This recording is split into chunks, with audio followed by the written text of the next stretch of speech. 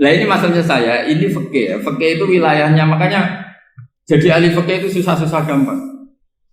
Jenengan jangan hanya berpikir protes dengan ketentuan fikih, mengkaji yang sebanyak-banyaknya itu tadi. Misalnya Anda seorang supir permanen, supir bis terutama, kalau truk kan bisa liha-liha, kalau bis kan ada deadline-nya ya waktu. Seperti bis jurusan Surabaya Semarang, saya kan sering naik bis jurusan Surabaya Semarang. Kadang-kadang supirnya melihat saya tanya, Gus saya ini supir, saya ini Ramadan itu gimana ya? Ya saya sudah ngerti setengah nakal, dan senengnya dijawab rasa poso ya saya tahu ya. Tapi masalahnya secara fikih kalau kamu mengatakan kamu harus puasa terus, kamu melanggar konstitusi ilmu. Memang musafir punya diskon? Boleh? Tidak puasa. Pertanyaannya, bayarnya kapan? Nung Syawal ya nyupir lagi, Zulqa'dah nyupir lagi, nanti sampai Ramadan ya. Nah terus, ya pas kamu cuti, biasanya cutinya pas sakit, boleh diskon lagi karena sakit. Coba. Nah, andai kan Anda jadi ahli fikih milik zaman. Lo kalau orangnya soleh terus kayak ustadz-ustadz di sini kayak dosen UI kan, masa dosen UI Universitas Islam nggak Islami kan nggak mungkin. Mungkin memilih poso kan. Masalahnya ini kan hukum untuk orang kebanyakan, nggak boleh hukum musuh gak kuat. Sahur jam 3:30, ngobrol vitamin pokoknya harus kuat. Itu udah hukum, itu saran. Hukum itu beda dengan saran. Hukum itu hanya berpijak musafir itu boleh store. Kalau saran memang boleh, ya usahakan kamu makan 3:30 pas fit, terus kalau nyumpir selesai jam 10 nanti istirahat. Memangnya majikan bisa ngatur jamnya? Itu fikih. Maka menjadi perdebatan yang namanya pergi itu apa? Menurut Imam Syafi'i pergi itu ya dari rumahnya ke tempat yang asing yang tidak wilayahnya namanya pergi. Menurut Imam Ahmad bin Hanbal enggak? Pergi itu tidak kerja. Jadi orang yang supir yang seperti itu namanya tidak pergi tapi kerja. Tanyakan ke publik, misalnya jenengan ke UI, istri kamu atau suami kamu ditanya, istri kamu kemana? Kira-kira jawabnya bilang pergi jalan-jalan apa bilang kerja? Kerja. Makanya kata Imam Ahmad bin Hanbal, mudi mustafar atau orang yang berprofesi, yang profesinya memang harus pergi, kayak traveling atau supir, maka itu namanya tidak pergi, namanya itu kerja. Karena apa? Sekali distatuskan pergi, maka ikut status yang dikatakan Allah dan Rasul dapat diskon boleh tidak puasa. Maka terus kita debat tentang definisi. Nah definisi ini penting karena yang menjadikan hukum rubah itu definisi. Misalnya gini mbak ini ngaji saya. Statusnya kalau pakai status saya ajnabi, orang lain babak ajnabiyah, maka hukumnya saya melihat babak ini haram karena statusnya ajnabi melihat ajnabiyah yang tidak mahram. Tapi kalau di fikih itu ada statusnya. Di antara lelaki boleh muwajahah sama perempuan adalah 1 untuk belajar, 2 untuk muamalah, 3 untuk kesaksian, 4 untuk pengobatan. Itu kan ada pengecualian. Sehingga statusnya sekarang Mbak itu belajar, apa ini melihat Gus Bah atau Gus Bah itu mengajar atau gimana? Itu statusnya bisa rubah. Makanya kalau sebetulnya kalau kita marung di warung misalnya Padang, kita nggak pilah-pilah, kebetulan pelayannya perempuan itu masih bisa dikhilah secara fikih. Saya muamalah marung, cuma kebetulan penjaganya. Tapi masalahnya Pak ini punya daftar penjaga yang cantik, itu masalah. Maka pertanyaannya itu marung ke situ demi marung, apa demi melihat? Tidak jawab saja. Demi marung apa demi melihat? Kalau demi marung supaya kenyang, penjaga yang sangar-sangar juga banyak. Akhirnya kalau demi makan, penjaga yang cowok kan banyak. Kalau demi melihat, berarti yang dihitung kan niatnya. Berarti karena muamalah apa karena melihat? Melihat. Itu status. Jadi makanya kalau mudi musafar itu namanya orang pergi atau orang kerja? Orang kerja. Maka menurut pikirannya Imam Ahmad bin Hanbal seperti itu harus puasa. Karena dia adalah pekerja, bukan musafir. Lalu dalam masalah jumlah 3 hari misalnya. Kalau dalam fikih kita, nggak saya kenapa ngomong fikih terus ya, karena banyak yang melupakan fikih. Jenengan pergi haji. Zaman Nabi haji itu jamak dan qashar terus. Padahal hajinya Nabi haji itu minimal kan berapa hari minimal itu? 9, 10, 11, 12. Sebenarnya haji itu minimal hanya 4 hari. Karena 13 Dzulhijjah bisa nafar apa? Awal. Kalau nafar awal berarti nggak ada kewajiban nafar sani. Berarti yang wajib betul kan tanggal 9 wukuf di Arafah, terus 10 biasanya ifadah sama balang jumroh apa? Akobah, terus 12 itu kan sudah boleh cabut karena apa? Nafar apa? Awal. Berarti nggak usah nafar apa? Sani. Berarti hanya berapa? 4. Tapi Nabi haji di Mekah Medina itu sampai 40 hari karena perjalanan. Pertanyaannya, ketika Nabi menjamak dan mengqashar itu cara Imam Syafi'i lis safar. Karena Nabi orang Medina datang ke Mekah dengan jarak 460 kilo, maka Nabi boleh jamak dan qashar. Jadi pikiran Imam Syafi'i, jamaknya Nabi itu lis safar karena pergi. Cara pikiran Imam Malik enggak, jawabnya Nabi itu lin nusuk. Nabi menjamak sholat itu karena melakukan ibadah haji. Efeknya adalah orang Mekah kalau haji itu cara Imam Malik meskipun jaraknya dekat boleh apa? Boleh apa? Qashar, boleh jamak qashar. Lalu terus ada pertanyaan fikih lagi. Lalu jamak qashar itu karena pergi apa karena masyaqqah? Karena repot. Coba kalau sampean kira-kira jawab. Misalnya kita orang kaya bawa uang 1 miliar naiknya Alphard, ada supirnya, ada ajudannya. Pergi di jarak 100 kilo. Masyaqqahnya kan tidak ada sama sekali, apalagi di tol kebetulan nggak macet. Kira-kira boleh jamak nggak? Boleh terus karena pergi, tapi kan nggak ada repotnya sama sekali. Dibanding misalnya yang ngebis bawa beras 1 pintal gitu kan, udah gitu suruhan orang lagi kan pusing.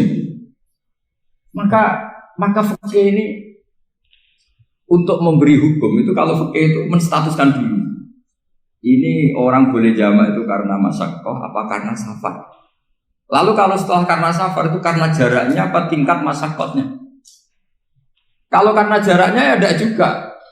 Tidak juga gini maksudnya. Mungkin Anda tidak pernah terpikir begini. Kalau saya mau ke Jakarta, kemudian sampai Purworejo itu sudah waktu zuhur. Saya boleh nggak zuhur di situ sama saya? Boleh kan? Padahal perjalanan saya belum capek. Hanya nunggu boleh jamak itu setelah kita menempuh jarak itu apa menuju, sedang menuju dan niat. Sedang menuju dan niat. Misalnya saya mau ke Jakarta, saya orang Sleman mau ke Jakarta, itu sampai mana itu Magelang itu sudah boleh jamak kan? Boleh nggak? Boleh karena saya mau ke. Nah pertanyaan secara fikih mungkin ada terlintas. Ternyata ditelepon sama istrinya nggak jadi pergi. Padahal sholatnya kadung di jamak, zuhur dan asar. Apakah setelah di rumah sholat lagi? Sama nggak pernah mikir gitu. Karena tidak nekuni fikih. Jadi orang fikih itu sudah pusing, makanya jangan diprotes terus. Kita ini sudah pusing, tapi orang itu enak aja protes terus. Tidak menurut jenengan nanti wajib sholat lagi enggak? Dia bolehnya jamak kan berdasar berstatus musafir. Ternyata setelah Magelang ditelepon istrinya enggak jadi. Dia kadung sholat zuhur dan asar. Setelah pulang masih jam 1. Terus ada asar, wah bukan sholat. Kalau ada sholat lagi apa ada?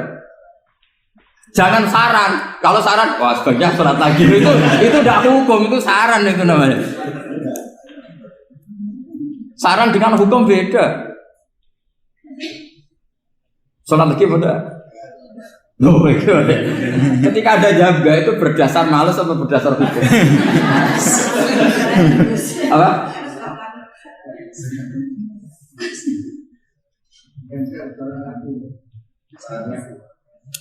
Nah kalau Anda sholat lagi, pertanyaannya gini, Allah itu tidak punya tradisi mewajibkan 2 kali. Pertanyaan fikihnya mesti gitu. Dan saat Anda di Magelang menjamak itu melakukan sesuatu yang disahkan oleh agama. Berarti pas Anda jamak zuhur asar, sesuatu pas melakukan itu kan berstatus sah dan boleh. Meskipun setelah itu ada masalah, istri kamu nelpon terus pulang. Tapi pas itu kan sudah dinyatakan oleh malaikat sah, Anda sudah zuhur dan asar. Kalau melihat itu tidak wajib mengulang. Tapi bisa saja malaikat ada yang usil. itu sah karena Anda berstatus musafir. Berhubung status Anda hilang, maka poin Anda sudah sholat juga hilang. Kamu milih fikih yang mana?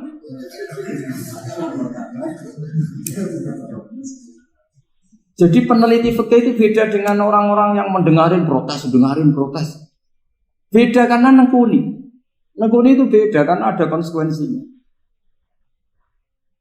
Makanya fikih itu sampai saya punya kitab fikih itu dikarang satu orang itu jumlahnya 20 jilid. Per jilid itu segini. Jadi satu meja ini dikarang satu orang. Itu mulai yang presisi, yang detail sampai yang khayal. Yang khayal juga ada. Yang khayal itu tadi beliau banyak menghayalkan diri. Suatu saat Anda datang ke Mekah itu hanya butuh waktu 20 menit. Zaman itu belum ada pesawat. Lalu boleh gak jamak? Boleh gak nakal? Nakal itu begini. Sama orang kaya punya jet pribadi. Misalnya Anda Ronaldo masuk Islam, orang kaya. Itu bisa gak puasa? Karena begini. Misalnya dia contohnya orang Arab. Orang Arab, jangan orang. Ya contohnya itu dibalik saja. Di sini itu kalau imsak jam berapa? Imsak Ramadan jam berapa? 3:30 aja biar aman ya. Kalau 3:30 kan masih imsak. Dia terbang ke Mekah. Jadi orang sini puasa jam 5 kan mulai puasa. Dia terbang ke Mekah kan masih malam. Makan terus dia. Mekah mau ada matahari terbang lagi ke barat. Karena dia menghindari berstatus puasa. Atau sebaliknya, dia orang Mekah jam 12 puasa. 12 siang puasa. Dia, wah kalau 6 jam lagi buka, bisa berapa saya. Terbang ke Indonesia. Ke Indonesia terbang baru 1 jam, di sini sudah buka. Itu khayal. Jadi itu ada khayalnya. Itu lama dulu, sebelum ada pesawat sudah mengkhayal gitu. Bolehkah orang yang di Masyriq ke Maghrib demi itu? Kalau Anda jadi Raja Salman jam 1 kok sudah nggak kuat apa? Puasa itu diberi saran terbang ke Indonesia. Itu kalau pakai jet kan nggak sampai 9 jam, 1 jam ke Jakarta. Sudah ada wow akbar. Bukan. Boleh enggak? Lo mau kamu enggak bilang, oh enggak boleh. Wong di Jakarta sudah huruf samsi. Masa sudah matahari terbenam orangnya enggak boleh? Bukan. Leja. Apa? Kalau resikonya gini, sampean mungkin nggak mikir. Resikonya gini, kalau dia berstatus musafir, bolehnya buka karena musafir. Pertanyaannya dia wajib bayar. Kan musafir bolehnya kodok nanti harus bayar. Tapi kalau dia buka normal kan tidak harus bayar. Beda efek pakainya beda.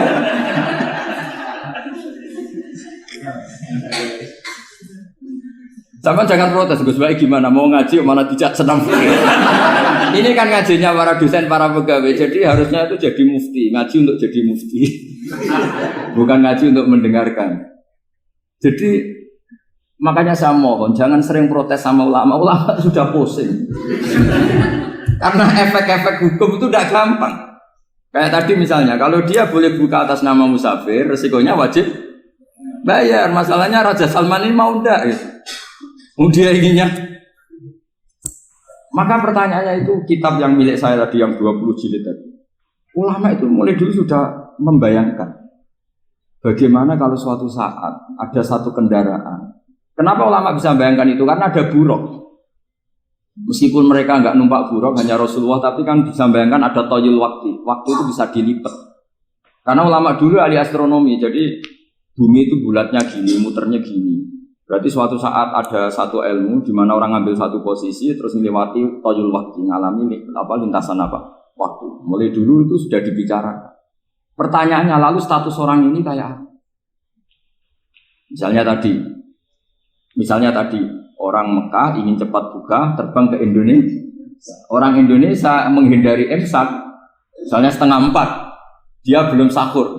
Wah kalau saya di Indonesia ini sifatnya sahur. Wah saya tak terbang ke Mekah. Enak kan terbang di Mekah ternyata masih jam 8. Wah bisa makan sepuasnya jam 8 malam, maksudnya jam 20. Pan enak sih. Bar wareg balik ning Indonesia wis jam 1 siang. Jam 1 siang kalau ingin cepat buka terbang ke timur. Langsung buka. Berarti dia kira-kira puasa aja 3 jam. Tapi terus ya mungkin kalau sampean tahu kok sudah repot-repot ngono tinggal turu ndelok sinetron kok buka dhewe. Itu tidak hukum, saran itu namanya apa? Kalau hukum tetap tadi yang dikatakan puasa adalah imsak mulai jam imsak sampai hurubus. Lalu pertanyaannya lagi, hurubus samsi sampai imsak itu konversi jam apa nyata-nyata hurubus samsi? Kalau yang diliwati khatul istiwa itu nyata fi'lan kalau dalam bahasa Arab fi'lan awaqiyah. Tapi kalau Anda orang kutub, saya sering kirim-kiriman surat sama mufti-mufti yang ada di Timur Tengah, di Eropa, konsultasi maksudnya. Orang kutub itu kan tidak ada matahari, tidak ada apa-apa. Jika kalau Anda baca kitab di kutub, mesti Gus Bak darani pembohong. Misalnya orang kutub ngaji saya, kamu harus subuh sebelum matahari terbit. Sekali matahari terbit, waktunya hilang. Duhur setelah matahari agak ke barat. Asar kalau matahari terbenam, hilang waktunya. Mesti mereka bisa bilang, mataharinya di mana? Maka pertanyaannya, boleh gak mengkonversi waktu untuk orang kutub? Jadi misalnya pola umum subuh jam 4:30. Berarti antara subuh dan qadha itu 1 jam setengah. Subuh sama zuhur polanya berapa berarti? Kalau 4:30 sampai jam 12 itu 6 sama 7:30. Berarti ya kira-kira habis subuh nunggu 7 jam setengah baru zuhur. Nunggu 3 jam baru asar, nunggu 3 jam baru maghrib. Berarti waktu puasa kira-kira antara jam 4 sampai jam 6. Berarti berapa jam itu? 12 sama 2 14. Oke, berarti orang kutub harus puasa 14 jam. Tidak bergantung waktu mata. Tapi ada lagi pertanyaan lucunya gini. Lalu 14 jam itu dimulai dari mana? Apa asal 14 jam? Apa harus ada konsensus setarnya? Masih ada PR lagi. Menurut kamu gimana? Ada konsensus setarnya dimulai jam 4 dini hari. Apa asal jumlahnya? Imsak 14 jam. Mikir lagi kan? Itu di Denmark itu ada satu musim di mana siang terus sampai sekian bulan. Siang terus sampai orang sana itu capek. Kenapa ada siang terus? Logikanya kan tadi bumi itu bulat-bulat. Saya juga belajar falak, belajar astronomi. Kalau tepaan kamu di sisi yang barat agak utara atau agak selatan, matahari ini nyentrong terus. Sehingga bumi molak-malik ya kamu kesentrong terus karena kita ini kan tepaan di katulis istiwa, di khotul istiwa. Sebenarnya katulis istiwa itu bahasa Arab dari kata khotul istiwa. Khotun itu garis, istiwa itu tengah. Lah, Islam itu oleh Allah memang dipilih di tempat paling top yaitu Mekah. Mekah Ka'bah itu surratul ardi. Jadi sebelum ditemukan ilmu astronomi itu Nabi sudah ngendikan Al-Ka'bah surratul ardi. Ka'bah itu pusarnya bumi. Sehingga di Ka'bah itu satu-satunya area yang terbebas dari medan magnetis. Karena dari utara dan selatan benar-benar di tengah. Maka potensi jam paling akurat di dunia itu ya hanya jam yang di Mekah itu. Karena apapun akuratnya teknologi di Amerika atau Jerman, karena jam itu dari logam tetap ketarik medan apa? Magnetis, entah berapa 00, tetap kena. Misalnya jam di Jerman, lebih dekat mana kalau Jerman? Mesti ketarik medan magnetis, entah berapa kadarnya. Karena materi jam dari logam. Sementara di Mekah, karena di tengah, itu terbebas dari medan apa? Magnetis. Nah, sehingga yang segaris dengan Mekah, kayak Indonesia, itu semuanya khotul istiwa. Nah kalau khotul istiwa normal itu artinya ya 12 siang secara umum ya 12. Sehingga ulama Indonesia kalau ngaji itu lebih gampang, lebih tidak dianggap bohong. Karena ya ada terbitnya matahari, ada zawalus syamsi, ada hurubus syamsi. Coba kalau kitab itu Anda baca di kutub utara sama kutub selatan, murid kamu bingung semua. Ini gimana Ustadz, tidak ada matahari kok semuanya diukur pakai matahari. Lalu pertanyaannya dikonversi kan? Pertanyaannya kalau dikonversi pakai apa? Asal 14 jam, apa harus sepakat dimulai jam berapa? Milih mana? Milih sepakat. Pertanyaannya kalau sepakat, ukurannya siapa yang jadi ahlul halli wal aqd?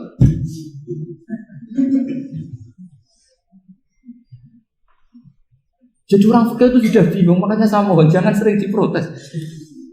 Saya pernah ketemu ulama, saya kan sering ikut komunitas di New York, itu andekan dibur, itu pas persis Ka'bah. Di buminya itu kalau dibur itu pas persis Ka'bah. Lalu pertanyaannya, ada kiblat tidak di sana? Ya bumi kan gini ya. Kalau dalam bahasa falak itu ada rubuk namanya. Rubuk itu bumi yang sewaktu itu hanya yang seperempat. Ya bumi yang sewaktu itu hanya seperempat. Jadi kita sekarang siang, berarti yang baru siang hanya seperempat bumi. Nanti yang malam ya hanya seperempat bumi. Ya, misalnya sekarang kita di sini siang, di Arab Saudi kan belum, ini masih setengah 6. Ini sekarang di Arab Saudi baru. Lah itu ada daerah di mana dengan Ka'bah itu pas atas sama bawah. Harusnya kan bebas arah. Apa? Bebas arah. Lalu orang sana sholatnya itu menghadap kemana? Pernah ulama New York itu minta fatwa ke Rabitatul Alam Al-Islami. Lalu kita harus menghadap kemana? Makanya dalam dunia anekdot ulama itu ada anekdot Abu Nawas itu orang yang nggak pernah kalah debat. Dia tuh terkenal nggak pernah kalah debat. Tapi dia ada ilmuwan. Dia punya tetangga ilmuwan, punya pengaruh besar. Semua orang ngaji ke ilmuwan itu. Mantelnya bukan main, karena dia ahli falak, ahli astronomi. Mau nandingi dia tidak bisa, nggak nandingi itu reputasinya jatuh. Orang itu berteori kalau bumi itu bulat-bulat. Kalau kamu jalan ke sini, maka akan ke titik yang suatu saat si profesor ini kemalingan, terus minta tolong Abu Nawas rumah saya kemalingan. Terus lari kemana malingnya? Ke timur. Setelah ke timur, larinya ke timur. Abu Nawas lari ke barat. Terus ditanya, sudah tak bilangin malingnya lari ke timur, kok kamu lari ke barat? Nanti ketemu di titik yang sama. Sebenarnya itu profesornya makal. Oh kamu nyindir. Artinya Abu Nawas gak terima. Teori Anda itu gak bisa. Secara keilmuan benar, tapi secara faktual gak boleh. Berarti kalau ada orang ngejar istrinya lari ke timur, dia harus tetap ke barat. Nanti ketemu di titik yang sama. Jadi malingnya tuh lari ke timur, Abu Nawas ngejar ke barat. Ketika ditanya profesornya, saya bilangin malingnya tuh lari ke timur, kenapa ada ke barat? Kata Anda nanti ketemu di titik yang sama, karena bumi bulat-bulat. Nah pertanyaannya gini, lalu kalau yang segaris itu ada arah enggak? Kayak New York tadi. Menurut kamu tetap berkiblat apa enggak usah? Loh kalau yang rubuk jelas. Loh gitu, kalau rubuk begini loh, misalnya begini, terus kamu di sini sama sini kan masih ada arah. Tapi kalau sini sama sini masih butuh kiblat enggak? Lalu sama enggak usah protes, orang fikih sudah pusing, enggak usah diprotes. Karena yang dipikir itu macam-macam. Nah ya makanya ini mengkaji ya, saya mohon ya kayak tadi ini mengkaji, saya mohon saya cukupkan sekian. Sementing apa ya, kita ada respeknya lah sama ulama. Jadi ulama itu susah, mikirnya susah, harus tanggung jawab di depan Allah, di dunia diprotes terus. Ya saya kira demikian. Assalamualaikum warahmatullahi wabarakatuh.